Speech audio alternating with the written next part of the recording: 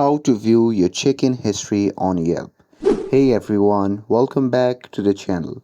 In today's video, I'll show you how to view your check-in history step by step. So now without further ado, let's get started. So first thing first, open the Yelp app on your phone and make sure that you're logged in to your account. And now here, once you're inside the Yelp app, simply tap on the profile icon shown in the bottom right corner of the screen. And now here, once you are in your profile section, simply scroll down and tap on check-ins.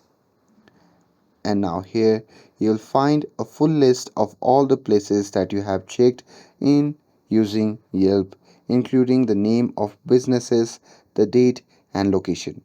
And here you can also tap on any entry to revisit the business page and leave a review or see photos.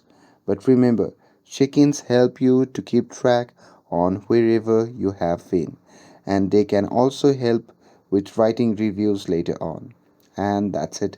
With this, if you found this video helpful, then don't forget to like, share and subscribe to get updated for more videos. Thanks for watching, and I'll see you in the next video.